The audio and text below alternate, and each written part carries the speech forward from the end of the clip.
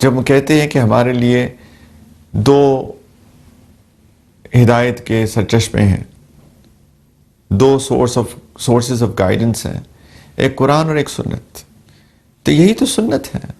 ہم نے نہ قرآن کا مطالعہ کیا، نہ ہم نے سنت کا مطالعہ کیا، نہ ہم نے سیرت پڑھی، نہ ہم نے قرآن میں تدبر کیا، نہ ہم نے سیرت مبارکہ میں تدبر کیا۔ ہماری سنت 2 4 5 چیزوں پہ رہ کر محدود ہو جاتی ہے کہ کھانا کس طرح ہے، کتنی انگلیوں سے کھانا ہے، کس طرح بیٹھ کر کھانا ہے، کیسے پینا ہے، کیسے مسجد میں داخل ہونا ہے، کیسے نکلنا ہے، کیسے سونا ہے۔ یہ میں ان کی بات کر رہا ہوں جن کو سنت کی فکر ہے۔ ان کے اندر بھی میں سب کی بات نہیں کر رہا، میں عموم کی بات کر رہا ہوں۔ عموم ان سنتوں پہ آ کر محدود ہو جاتی ہیں، لیکن پوری کی پوری زندگی، پوری کی پوری نبی کریم علیہ الصلوۃ والسلام کی اسوہ حسنہ کو فالو کرنا، اس کو اپنی زندگی میں لانے کی کوشش کرنا۔ ان کی نماز کیسی تھی، ان کی کیفیات کیسی تھی، ان کی رات کی نماز کیسی تھی، ان کی بیویوں کے ساتھ ان کا معاملہ کیسا تھا، وغیرہ وغیرہ، اس کی فکر ہم نہیں کرتے۔ یہ بھی تو سنتیں ہیں۔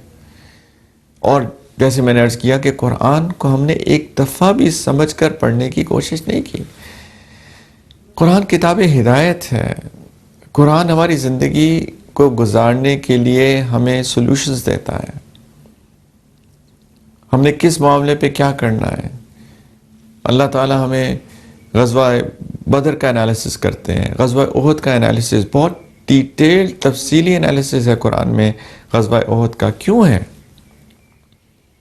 تاکہ ہم سمجھیں کہ ہماری زندگی میں بھی ایسے حالات آتے ہیں۔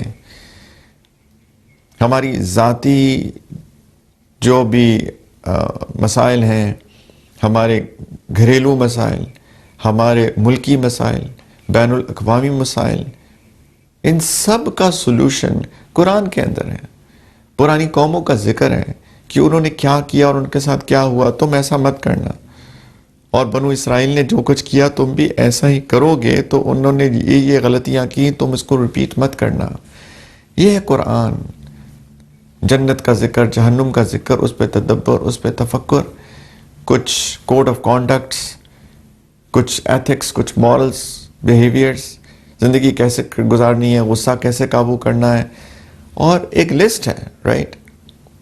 ادھر کی بات ادھر، ادھر کی ادھر، غیبت کرنا، لگائی بجھائی کرنا، لوگوں کے ساتھ چیزیں شیئر نہ کرنا، مال کی اتنی ہوس ہونا، حرص ہونا کہ اب لوگوں کے حقوق مار دیں، ظلم کرنا، لوگوں کے حقوق نہ دینا، یہ سارے کے سارے اس کے بارے میں قرآن کے اندر ہیں کہ ہم اس کے اندر اس کے کیا کانسیکوینسز ہیں، کیا اچھی باتیں ہیں، کیا بری باتیں ہیں، کیا ٹھیک ہے، کیا غلط ہے۔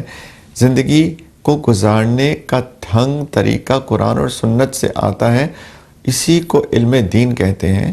علم دین صرف 2 4 5 چیزوں کا نام نہیں ہے۔ یہ نہیں ہے کہ صرف نماز کس طرح ہو جاتی ہے، وضو کس سے ٹوٹ جاتا ہے،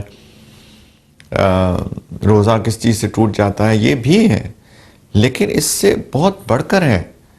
پلیز ہم سب لوگ علم حاصل کریں۔ علم حاصل کرنا ہمارے اوپر فرض ہے۔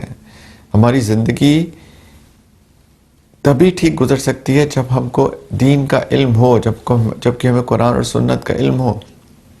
آپ باقی علوم حاصل کیجئے، آپ انجینئرنگ کیجئے، آپ ڈاکٹرز بنیے، آپ لائرز بنیے، آپ اکاؤنٹنٹس بنیے، آپ ٹیچرز بنیے، آپ جرنلسٹ بنیے، آپ جو باقی علوم ہیں وہ آپ ضرور حاصل کیجئے، آپ ریسرچر بنیے، آپ پی ایچ ڈیز کیجئے، لیکن آپ جو یونیورسٹی کالج گوئنگ اسٹوڈنٹس ہیں، آپ پہ تو بدرجہ اولا ایک درجہ اوپر آپ کو قرآن اور حدیث، قرآن اور سنت کا علم حاصل کرنا چاہیے، کیونکہ اللہ تعالیٰ نے آپ کو دماغ دیا ہے۔